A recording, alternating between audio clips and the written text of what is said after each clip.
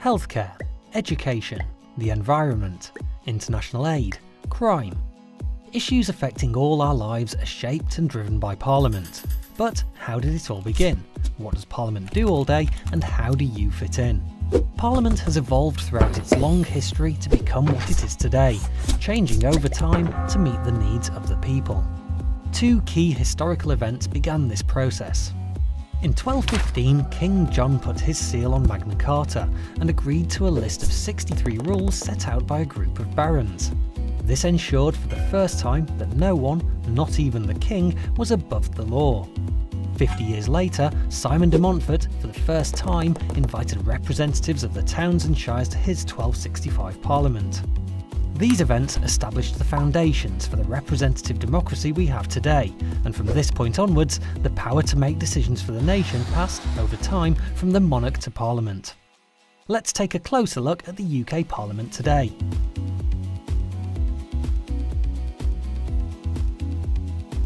Parliament is made up of three parts: the House of Commons, the House of Lords and the monarch.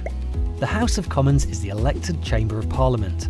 It debates big issues, proposes laws, amends existing ones and challenges the government's work.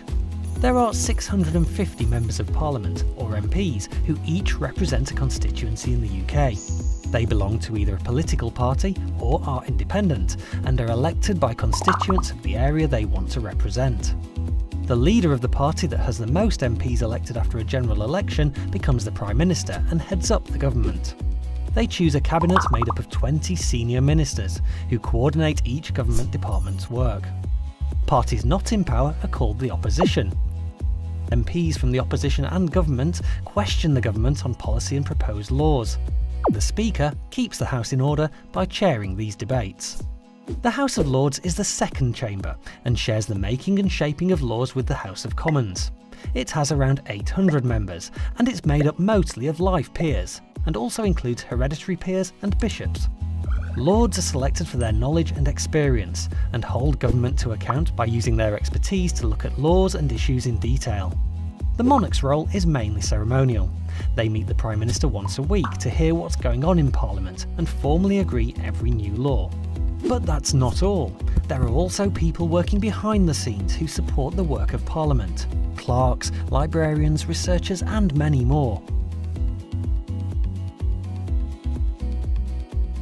The government has been elected to run the country, and Parliament holds the government to account for us, the public. But how? Prime Minister's questions and ministerial questions give MPs and Lords the opportunity to challenge the government's policies. It's in these debates that they can share the views of their constituents and the public and how new policies may affect them. Another important way Parliament can scrutinise or look in detail at the work of government is through select committees.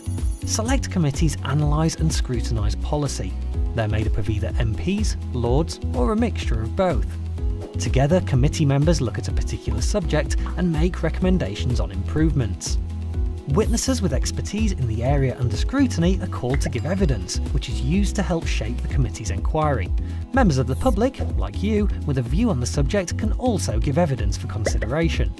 At the end of an inquiry, a committee writes a report with recommendations that the government usually responds to within 60 days. Both houses in Parliament share responsibility for making and shaping laws. But where do laws come from in the first place? A bill is a proposal for a new law, or to change an existing law, and comes from lots of places, like governing and opposition parties, public inquiries, civil servants or campaign groups. So how does an idea get turned into a law?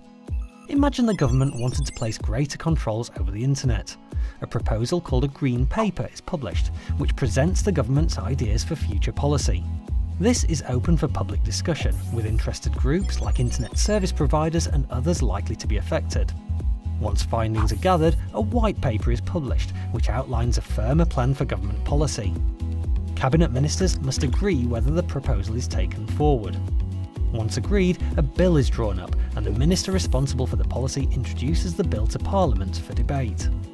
MPs and members of the House of Lords comment on, debate or amend the bill through several stages, and at the end of the process, apart from very rare circumstances, it must be agreed by both houses.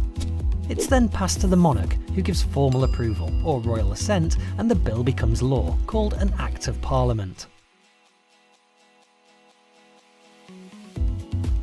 In the UK, we live in a democracy, which means power is in the hands of the people through our right to vote.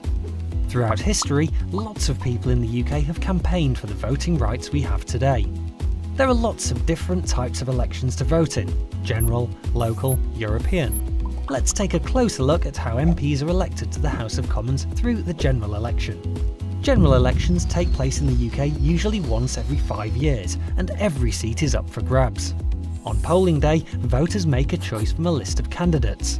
The candidate with the most votes then becomes that constituency's MP. OK, but how would I know who to vote for? Before elections, candidates need to campaign to get people to vote for them. Campaigning can involve handing out political leaflets, speaking in public debates, talking to people during door-to-door visits, and party political broadcasts. Parties standing for election publish a declaration of their policies during the campaign, called a manifesto. Once elected, an MP represents all their constituents, even the ones that didn't vote or voted for a different candidate. The party with the most MPs elected forms the government, and their leader becomes Prime Minister. And if there's a hung parliament, where there's no clear winner, then a minority government or a coalition government may be created, or a fresh election held. One way to have a say in how the country is run is to use your vote. You have to be 18 or over to vote in general elections, but you can register from the age of 16. There are lots of other ways to get involved and have your voice heard, whatever your age. Remember, MPs represent all of their constituents. But how? You can visit an MP in their local constituency office, or you can even travel to the Houses of Parliament to lobby them in Central Lobby. Lords have knowledge and experience in specific subject areas. You can look them up by policy interest on the Parliament website. Anyone can contact any Lord or their local MP by letter, phone or email to discuss an issue that's important to them or their community. Sometimes though, there's strength in numbers, so to get your voice heard, you could join the youth section of a party or the UK Youth Parliament. If you're passionate about an issue, you could start a petition for a cause either on paper or online, or join an existing campaign, pressure or protest group to influence decision making. These groups use different methods to get their voices heard, from lobbying to peaceful protest, all designed to bring about change. And don't forget, you can get your voice heard in school or college too by joining or starting a student council, a bit like a mini parliament. So, Parliament sits at the heart of UK democracy, debating the big issues of the day, making and shaping laws, and holding the government to account. By voting, petitioning, campaigning and more, you can also get involved with the work of Parliament. What will you do?